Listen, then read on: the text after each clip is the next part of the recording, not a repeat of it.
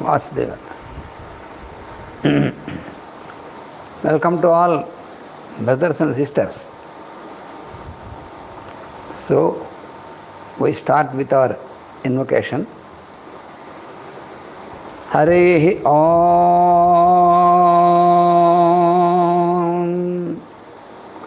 Sem No Mitrasyam Varunaha Sem No Bhavatvaryama Sem Na Indro Bruhaspatihi Sem No Vishnururkramaha Namo Brahmane Namaste Vayo Tvameva Pratyaksham Brahmasi Tvameva Pratyaksham Brahma Vadishyami Ratam Vadishyami Satyam Vadishyami Tanmamavatu Tadvaktaramavatu Avatu Mam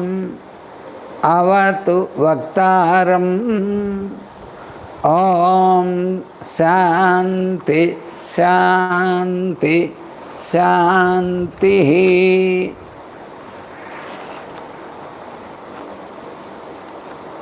So, we were studying about the behaviors of our mind.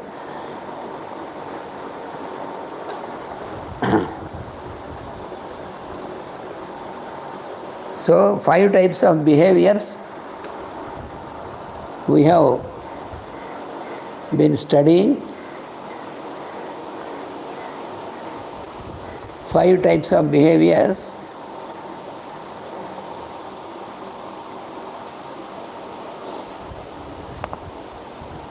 So, first one is right measure, second one is wrong measure, and the third one is empty measure, the fourth one is sleep, and the fifth one is recollection. So, these are the 5 types of behaviors, chitta vrittis. That is what we were studying. So, in this we have already studied to some extent about the right measure and the wrong measure, pramana and viparyeya. So, we have seen some examples also about these, the right measure and the wrong measure, how we come across in our daily life. So, we have also studied that there are measures that are existing in nature. They are eternal, they are unchangeable. And there are measures that that means the human mind makes for convenience with agreement with all the people. So these are man-made measures, like what we are, for example, we are trying to measure the time with our units. For example, 60 minutes, 1 hour and 60 seconds, 1 minute, like this. So these are the measures. This is example. So we think generally that the time is there in the watch, but watch is only a symbol of time. Time does not exist in watch, because if the watch stops, if the battery is finished, then the time does not stop. So, we have from the person who has first invented watch. So he wanted to watch the time, so he prepared the watch. So the measure that is existing in nature, we wanted to measure it, we want to make it from it our own measure. So we measure it. Suppose one day somebody says that for convenience we can make 100 seconds is a minute, 100 minutes is an hour, 100 hours is a day, like that, kilo time, like just like kilometers. Now we have the kilometers and all, kilograms and all this, like that, kilo time. But that is not possible, that is why nobody made this kilo time till now. So the measures that are there in the nature, like the colors, the shape, the numbers, all these, all measures. That is why first the measures are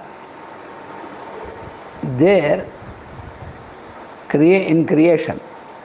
That is why you find a wonderful sentence in the Bible. It is said in Bible that God measured everything with measure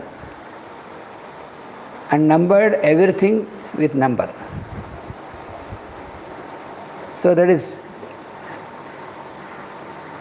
mystic, but it explains the real thing behind. So we are using the numbers, but the numbers are existing even before we started to use them. So it is the Creator, the God, who numbered everything number. So He made these numbers exist through the number consciousness. And so we are using these numbers as measures. So measures and numbers, these are all there existing before.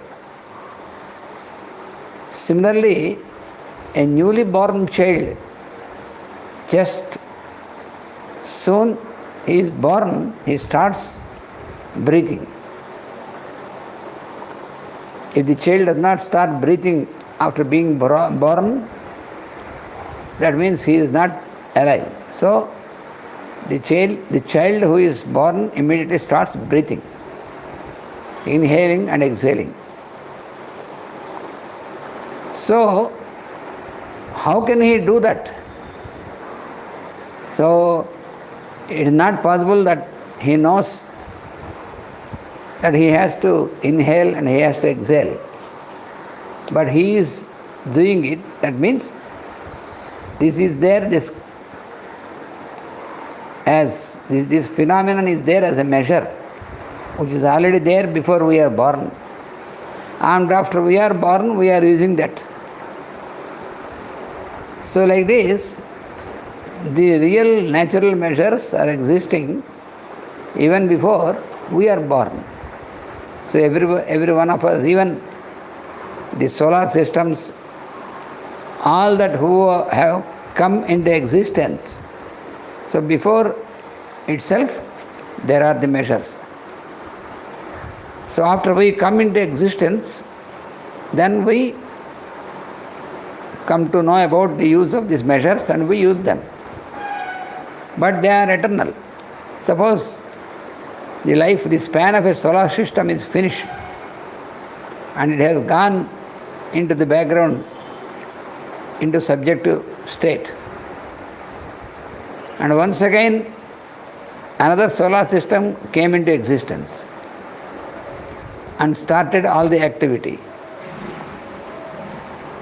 Then also, everything is followed like before. You see, all the functioning of numbers, colors, shapes, all these are used like before. They operate like before only. There will be no change. So these are all the measures that are existing in nature, which are eternal. And many are the measures that are created afterwards, that are invented afterwards by the beings, created beings like us. So this we have to always remember. And so if we use the measure in a right manner, it is a right measure. So if I say that a particular object is white, so for everybody can identify that it is white. Suppose if one of them says, no, it is not white, it is yellow, when 99 persons are accepting that it is white, and one of them says, no, it is not white, it is yellow,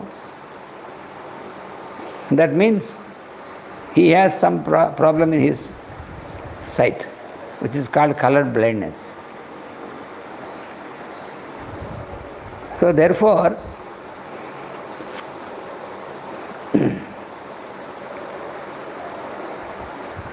the right use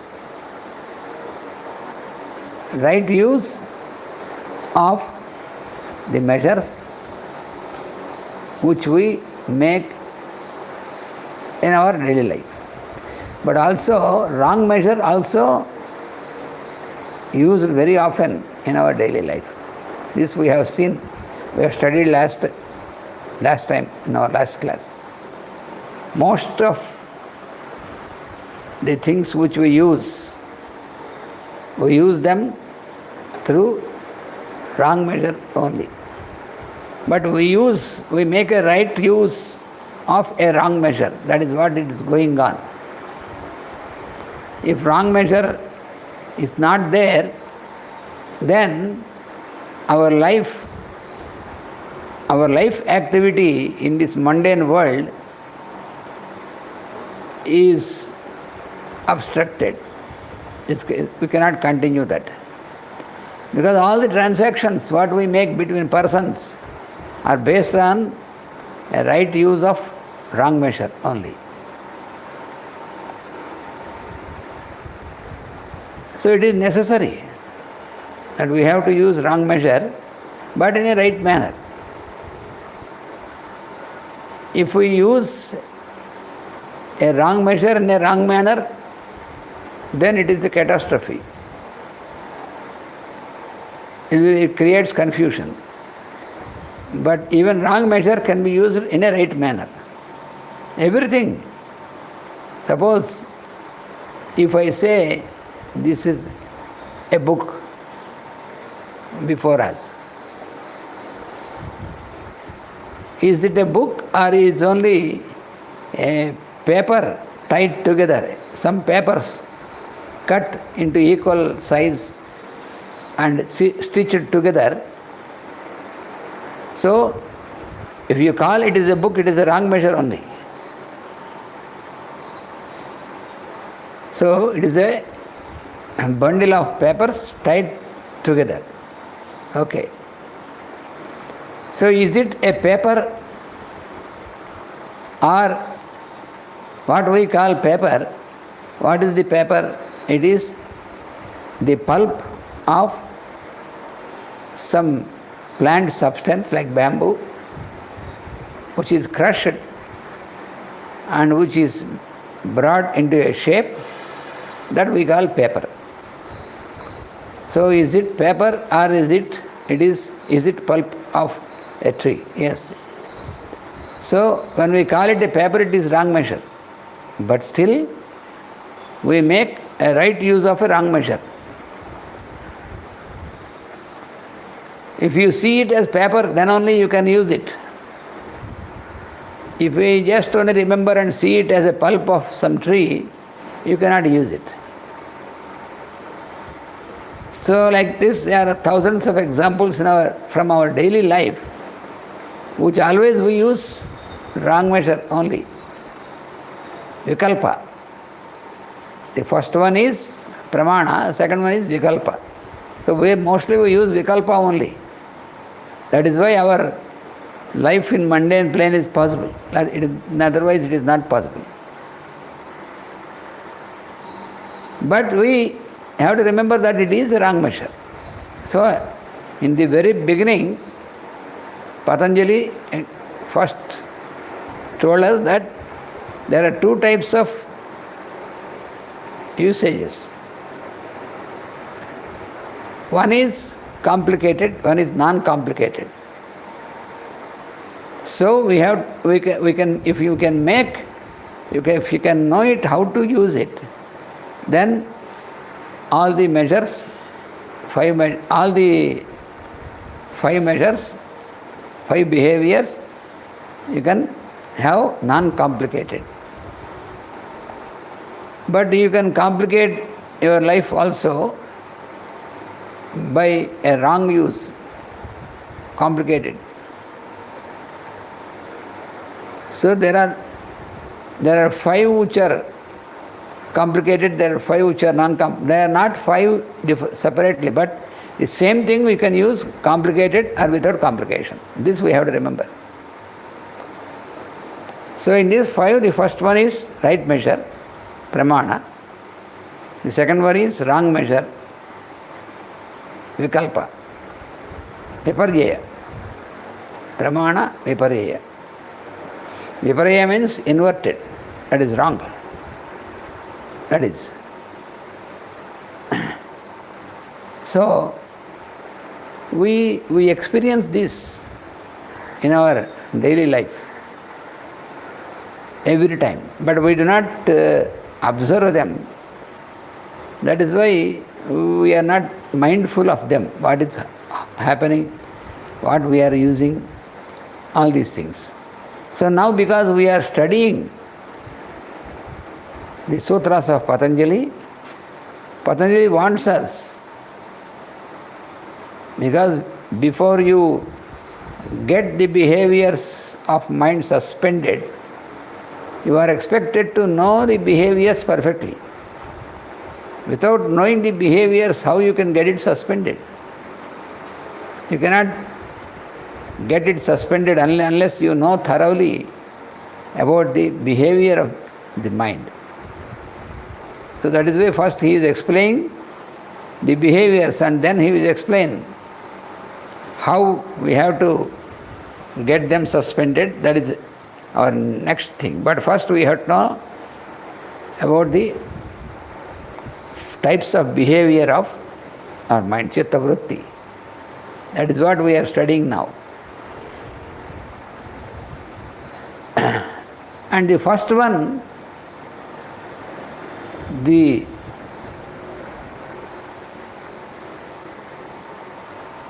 right measure, once again, so the right measure is in three types. There is further classification of the right measure. So the right measure is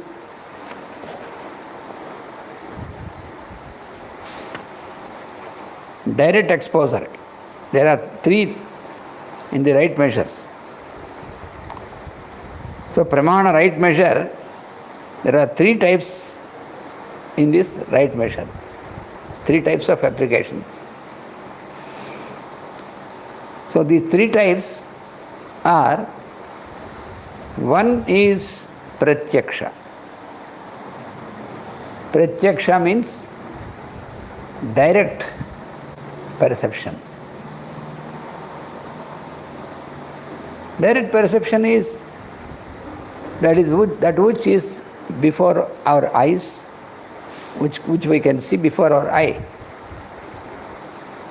Suppose I say, there is license. When I am speaking with license directly, then I can say that there is license. So this is direct. So Similarly, any object also. If I have a book, so then I can say this is the book because I can see. So this is pratyaksha. Aksha means eye. Pratyaksha means that which before the eye, with which our eye has a contact, that is called pratyaksha. Suppose there is a tree before you. So your mind is perceiving through your eye this object which you call tree. So you know that there is a tree because your mind is receiving the image of this tree through the sense of the sight, by the operation of the sense organ of sight, which we call the eye. Sense organ and sensing. Sensing and sense organ, the corresponding organ, the eye. So, Pratyaksha. Pratyaksha means, Pratyaksha means Pratyaksha. This is one, this is called direct perception. This is one of the first things of the right measure. Direct, it is called direct exposure of the mind through the senses to the environment. Direct exposure of the mind through the senses to the environment. This is called pratyaksha. So our mind is exposed directly towards the outer objects, either through sight or through hearing or through smell or through touch or through taste, through all the 5 functions of the senses, which is directly your mind gets into contact.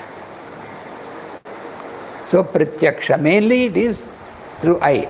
That is why it is named as aksha, pratyaksha, before the eye. Because sight is the foremost one to make a perception.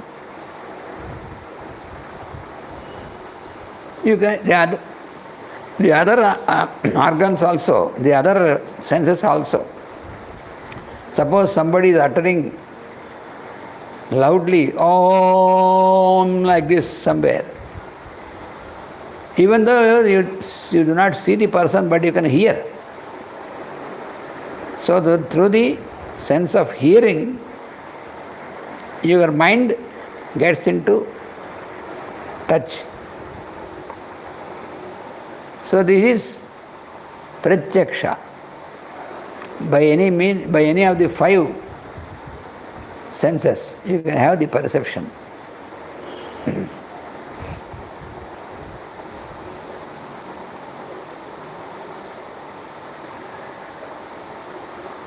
So any sound or any shape to the eye, all these are what we use, and any smell also, or any taste. So all these are pratyaksha.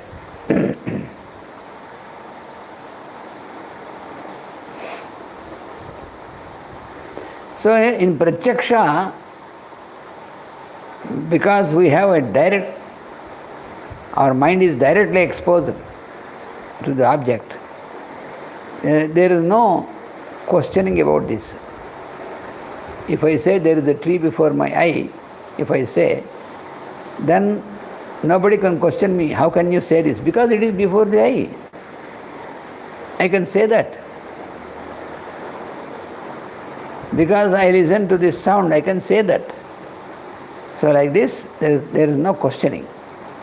So this is the, out of the 3 types of the first pramana, first measure, right measure, the first one, this is the pratyaksha. But this pratyaksha has limitation. It is limited. Because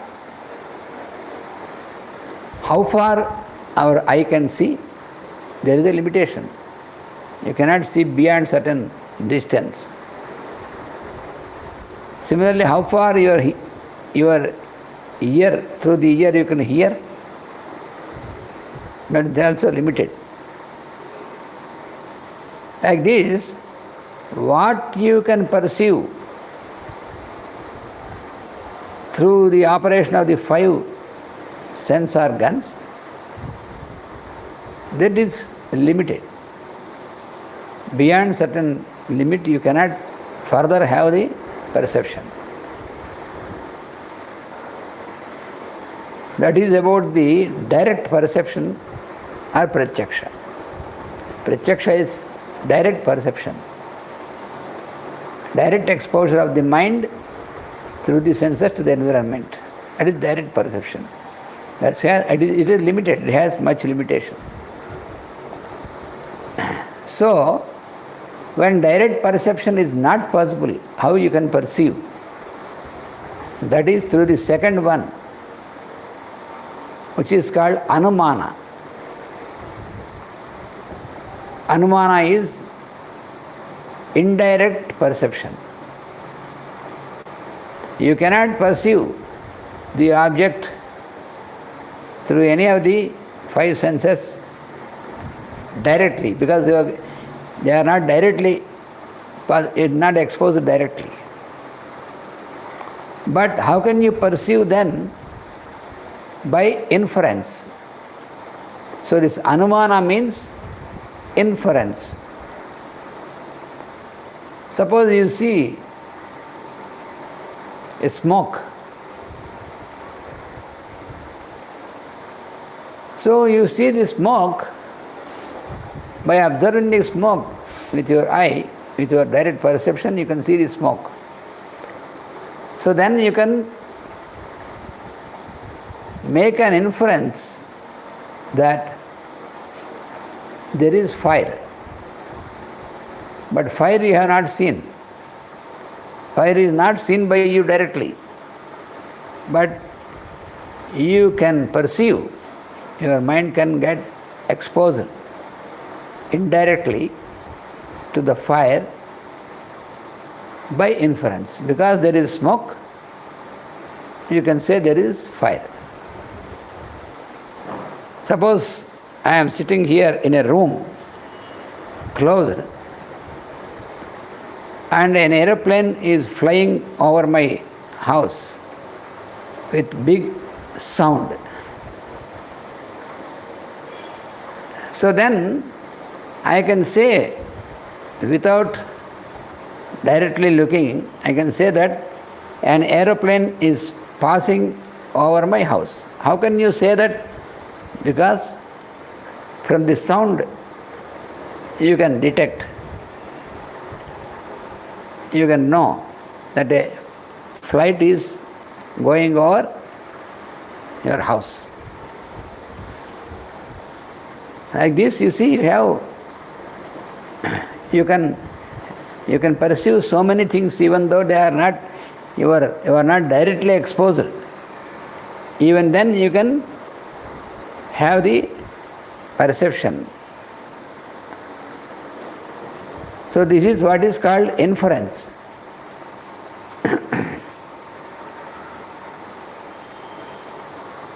So inference or indirect is what is called anumana.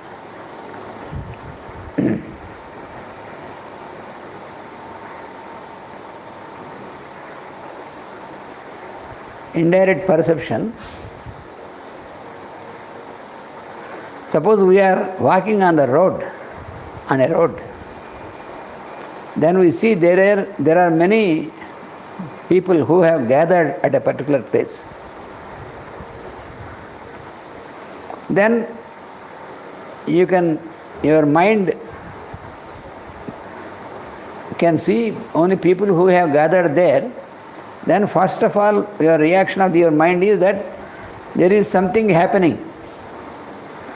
How can you say that something is happening? Because there are so many people gathered around at that particular place.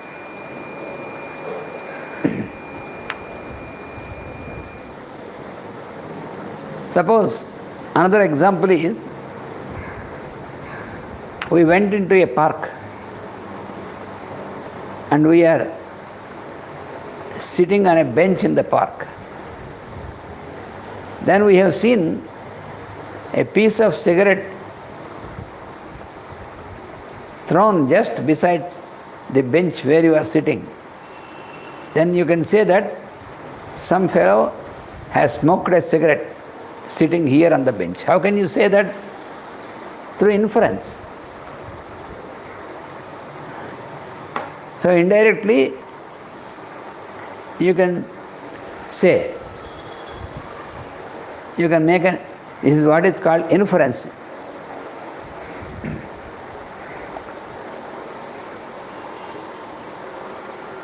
Through the direct perception,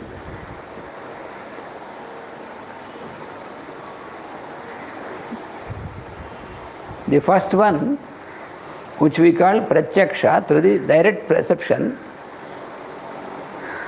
that you can use as a right measure and also as a wrong measure, in both the ways.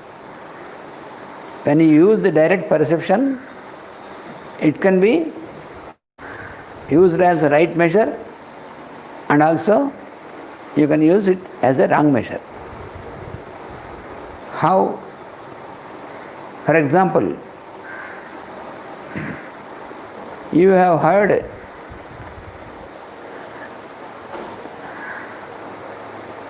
some sound, somebody has come, some sound, somebody is speaking.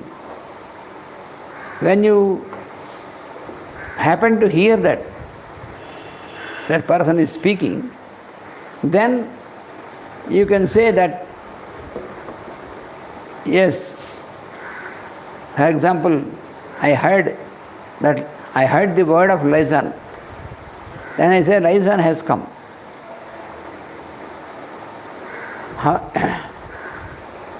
When I say liaison has come, is it a right measure or a wrong measure? Even though it is direct perception, but it is a wrong measure. How can you say it is wrong measure? Because I said liaison has come. Is it a person on liaison? Because when I get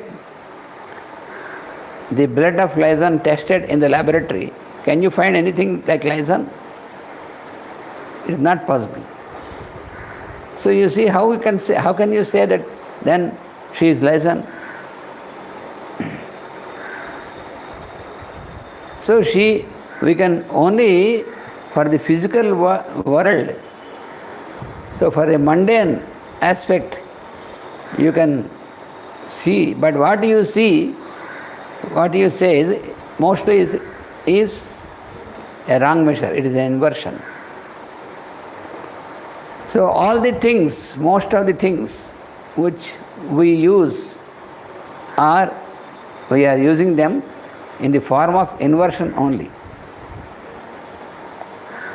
So for direct perception, pratyaksha, that is why direct perception is very limited. So mostly we have to apply inference only. We have to apply inference. Because the anumana or the direct perception fails after some extent. Then we have to use inference only. Indirect perception. That is inevitable, most of the things. So most of the things which are necessary for us in our daily life, they are all based on inference or anumana. Inference.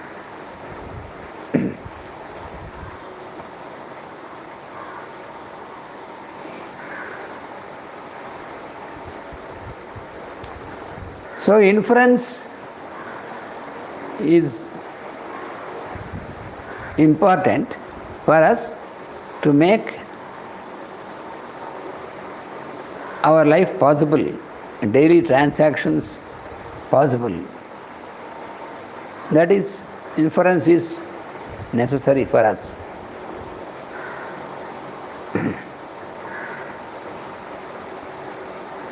Because the right measure or pramana, by inference we get more clarity of the pramana, use of pramana. By direct perception, we generally think that direct perception, we can see directly, that is more useful, but that is not more useful because that is limited. Direct perception is very limited. So always we have to use inference.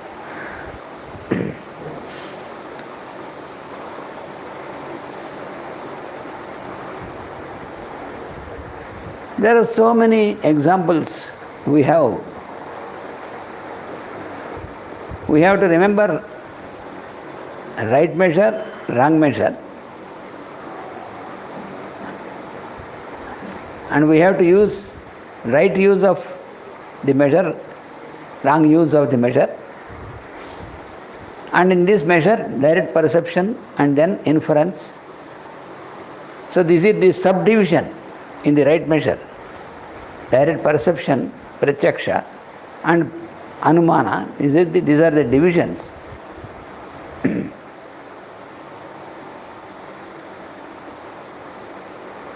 So for example, we see a pot which we use to keep water in that.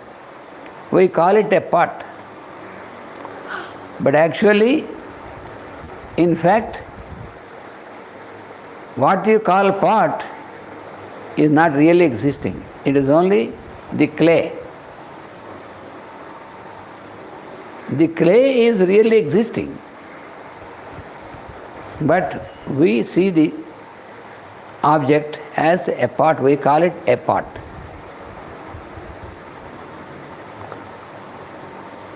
So is it a right measure or a wrong measure? It is a wrong measure only. It is not a pot, it is clay.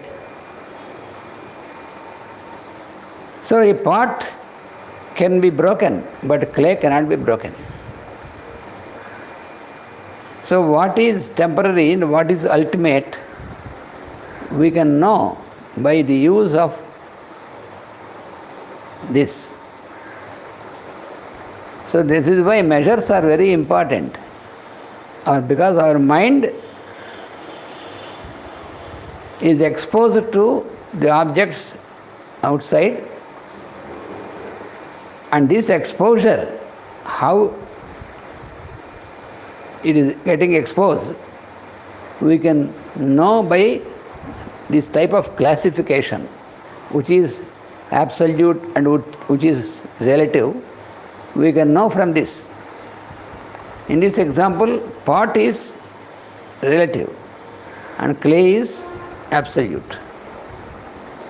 So from this example we can know, when we go deeper and deeper, what we see as objective plane is relative. What we see in the subjective is absolute. So to know this absolute value and absolute existence, we need these measures, to apply these measures. Then only we can live happily. So this is the importance So, first one is pratyaksha, or exposure of a presence before anyone, or all the five senses. That is pratyaksha. And inference is indirect perception.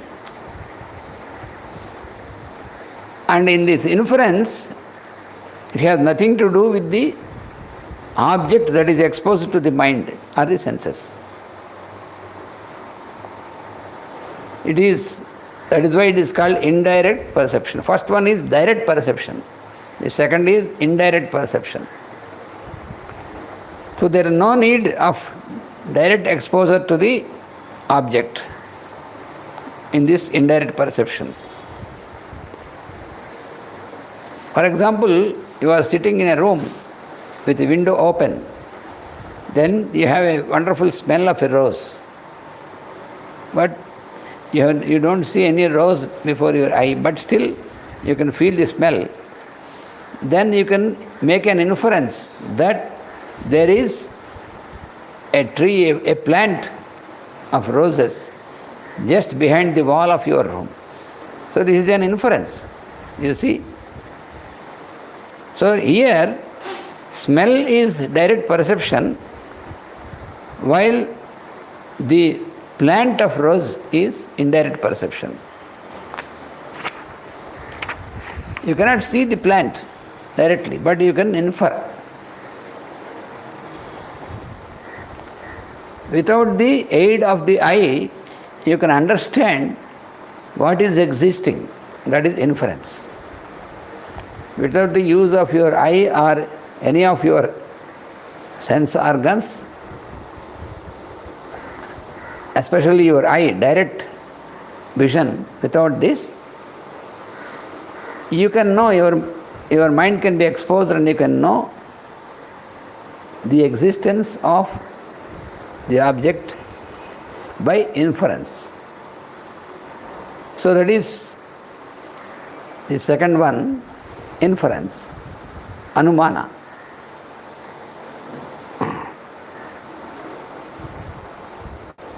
So we can mostly we have to use this inference in our daily life.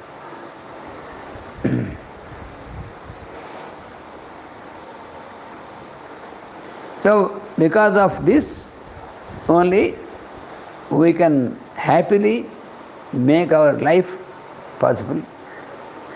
If this is not there, everything, if you want to see by direct perception, it is not possible. How can you see? See, some people argue that unless I look before my eye, I cannot believe. That is foolish. What can you see? Huh? Suppose this is daytime for us. What you call daytime is because sun is perceptible. But after some time, it becomes night and it is darkness. Suppose then we say, if you say that the sun is there on the other side of the earth, I say I don't believe because I don't see anything. That is foolish. How can you see directly? Your vision is limited. So this is a foolish argument that many people they want to do. They want to put an argument which is foolish. Whatever I cannot see myself by using directly through my eye, I cannot believe that. That is what the people say. That is why they say, if you say God, I cannot believe. You need not believe it. You need not believe anything. But you have to know that you have to make an inference. Otherwise, you will be lost. If you cannot use this inference, you cannot. You see, still another example, which is a bit hard. I will give you this example. You have the photograph of your father and mother. Suppose if I ask you, who are they in the photograph, in the picture? Say, she is mother, he is my father. What is meant by mother, what is meant by father, if I ask? What can you explain? And if I ask you, how can you say that? Of course, you can, mother it is okay. But father, how can you know? It is foolish. You have to accept. So, direct perception is not possible everywhere. You have to know this limitation of this pratyaksha. It is not possible. Even in your own body, suppose there is, I say, if you say there is heart inside you, no, I don't believe because I cannot see. Hang yourself, you have to say. You cannot show this directly to me. If I have to show you directly to me, I have to cut it and bring it back, bring it out to show you. By that time you are not there to see. So it is never possible at all. So that is why you should not be foolish to insist that we cannot accept something which we cannot see by our own eyes directly. That is foolish. So we have to know how many means of perception are there. We have to know, but we have also to know the limitations of each of them. If you don't know the limitations, you are lost, you are blocked. You block yourself. That is what is happening. So that is why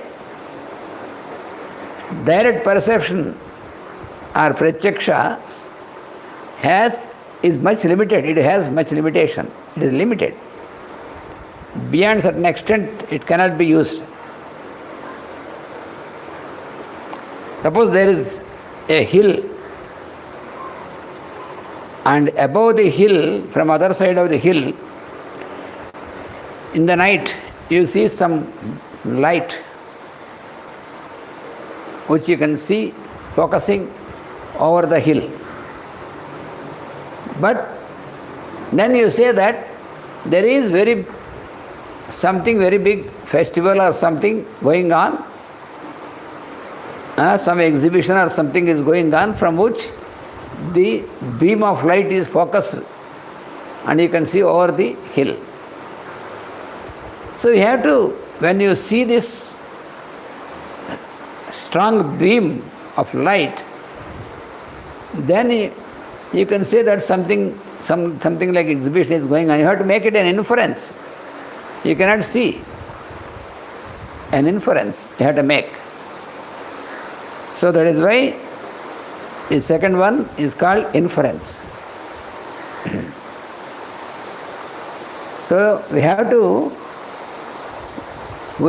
unless you accept the limitation, you cannot go further in that.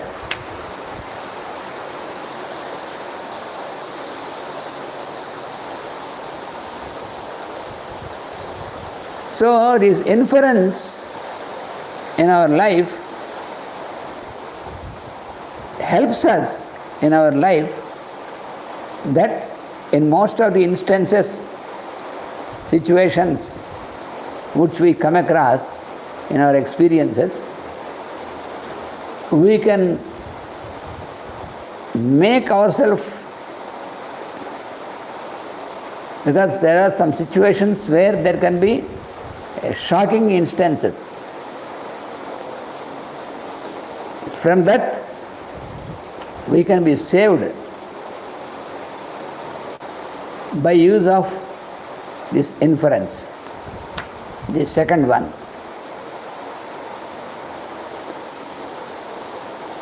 So our suffering will be reduced if we apply the inference. So this, when we go further higher, then with this inference, you can say you can realize what is there in the background which is responsible for our existence and for all our activity, all this. So you can reach that by using this inference. So inference is so important. Anumana pramana, the inference, it will lead you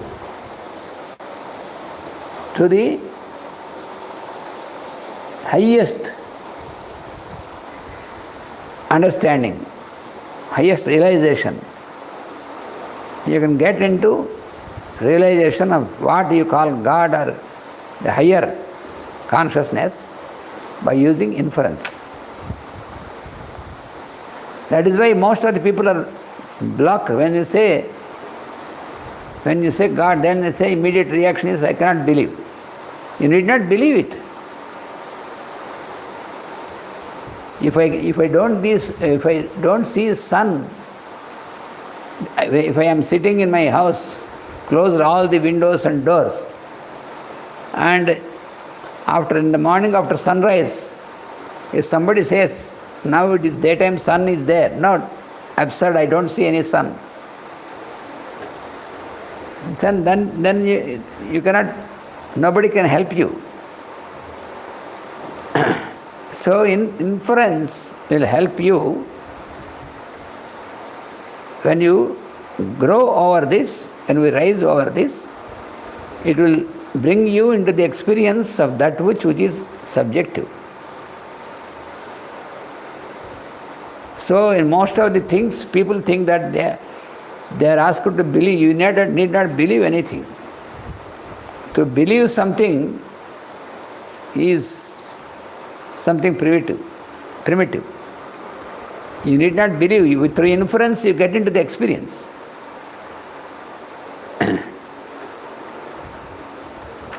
So there are many things in this creation which you can get into the experience of it by using this measure inference. That is very important. Then there is a third one also. In this pramana or the right measure, first one is pratyaksha,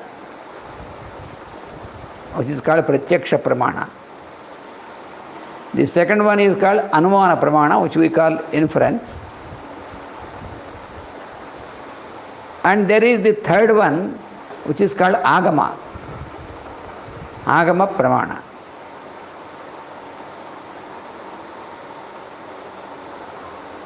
What is agama? A few examples. If I say Everest is the highest peak in the world, will you accept it or not? You say, I cannot accept it because unless I see. How can you see that? How everybody can go over Everest and prove himself that it is the highest? But all the people in the world are accepting that Everest is the highest peak in the world. Mount Everest is the highest peak in the world. How even yourself, without not being able to perceive it directly, how everybody can believe? It is not belief, but yes, you can say it is a belief, but it is not blind belief. It is called agama. It is also a pramana, a right measure. Because if it is false, then how many billions of people can accept this fact? Only a few people can verify it by themselves, but those who have verified, they told that it is the highest peak. Billions of people are accepting this. Why? Is it a blind acceptance? No, it is a trust. That is called agama. Suppose the president of a country suddenly died, passed away. So immediately you get into news channel that the president has passed away, or you get into newspaper that so and so, the president of this country, has passed away. If you say, I can't believe because I have not seen, if you can't accept, because I have not seen, I cannot believe, you have to accept it. How? Because if it is false, what you have seen in the newspaper or in the news, that the president has passed away, if it is not real, then that fellow who has produced this will be put into jail or sentenced.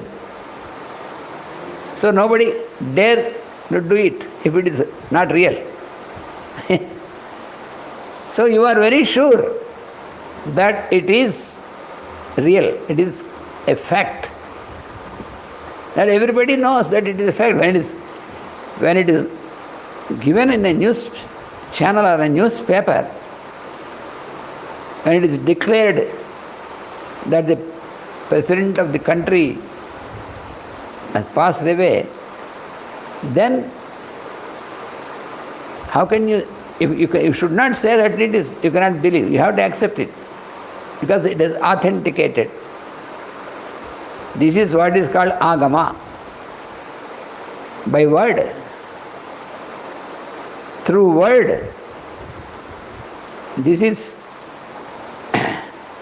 the perception or measure or pramana. This is through the word, accepted word, that is agama. It's called Sabda Pramana or Agama. Sabda means word. So,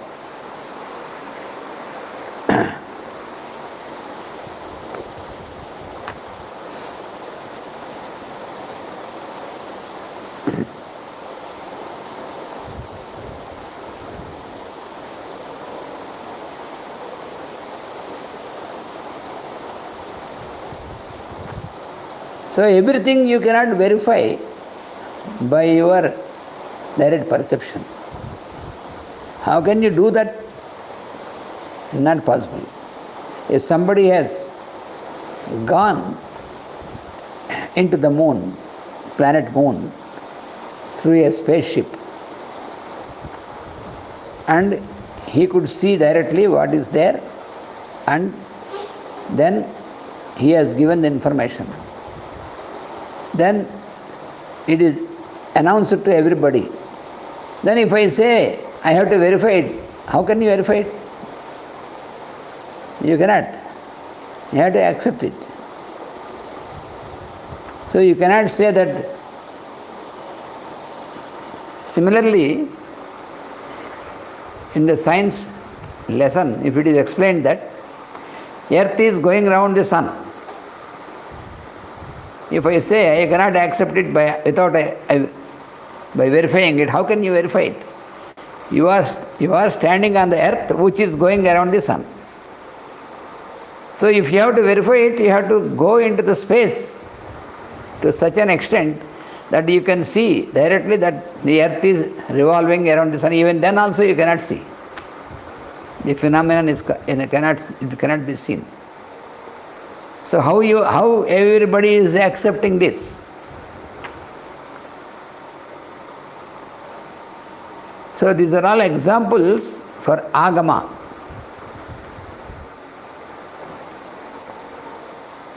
So that is why agama is understood as the word, and this is technically called Veda. That is why Vedas are the scriptures, are the examples for agama, this type of perception.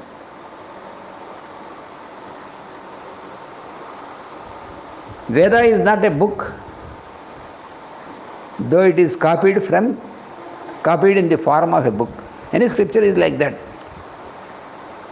It exists as a law in nature, the law of nature. So every substance, every planet every solar system and every cosmic unit of creation behave in its own way, guided by the law. So this is given in the scripture. We have to accept this because it is authenticated. So this is example for agama. So we know something more also about this agama in our next class. Thank you all for your presence and for your attention and for your eagerness and readiness to go deeper into the study of this subject. Thank you. Vasudeva.